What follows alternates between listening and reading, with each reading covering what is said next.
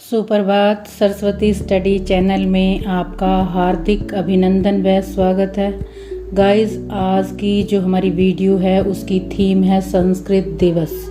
भारत की ही नहीं अपितु विश्व की प्राचीनतम व श्रेष्ठतम मानी जाने वाली संस्कृत भाषा, जिसे हम देववाणी भी कहते हैं, वेदों, उपनिषदों और भगवत गीता सहित भारतीय साहित्य के कई अन्य महान ग्रंथों की जो भाषा रही है, इसका उपयोग धार्मिक और दार्शनिक ग्रंथों की भाषा के साथ साथ विज्ञान, गणित, चिकित्सा क्षेत्र और यहाँ तक कि कंप्यूटर में भी किया जाता है। सभी आधुनिक भारतीय भाषाएं जैसे कि हिंदी, मराठी, सिंधी, पंजाबी, नेपाली आदि इसी से ही उत्पन्न हुई हैं। इसे व्याकरण और वाक्य विन्यास की अत्यधिक विकसित प्रणाली का मुख्य अंग माना जाता है। इस भाषा के जो वर्ण हैं वो ऋषि मुनियों द्वारा गहरे ध्यान के बाद इस दुनिया को प्राप्त हुए हैं।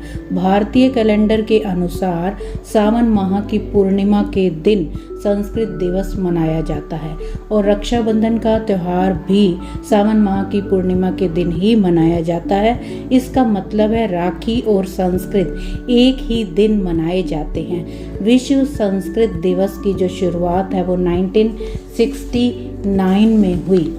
भारत की सरकार के शिक्षा मंत्रालय ने केंद्रीय और राज्य स्तर पर संस्कृत दिवस मनाने का निर्देश सन 1969 में ही जारी किया था, क्योंकि इसी दिन शिक्षण सत्र शुरू करने तथा वेद पाठ का शुभ आरंभ होता था और विद्यार्थी भी इसी दिन से शास्त्रों के अध्ययन का प्रारंभ प्राचीन समय में किया करते थे।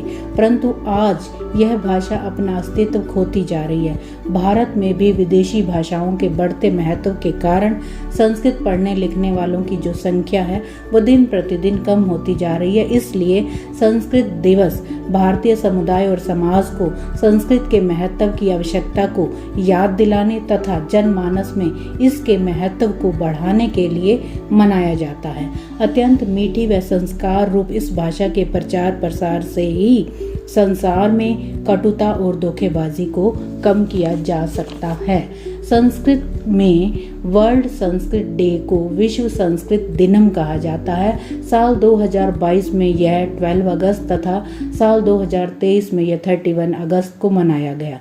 विश्व साहित्य की पहली पुस्तक ऋग्वेद इसी भाषा का देदीप्यमान रतन है। महर्षि पाणिनि को संस्कृत भाषा का जनक माना जाता है। आज भी हिंदू धर्म के अधिकतर यज्ञ और पूजा संस्कृत में ही होती हैं और इसकी जो सूक्तियां हैं वो जीवन में उन्नति व कल्याण की प्रेरक हैं। अतः नैतिक मूल्यों के विकास के लिए इसका अध्ययन अवश्य करना चाहिए। और अंत में मैं यही कहना चाहूँगी कि जो वसुधैव कुटुंबकम की भावना है वो सिर्फ और सिर्फ इसी भाषा में निहित है। धन्यवाद गाइस। चैनल को सब्सक्राइब, वीडियो को लाइक व शेयर अगर अच्छी लगे तो अवश्य करें।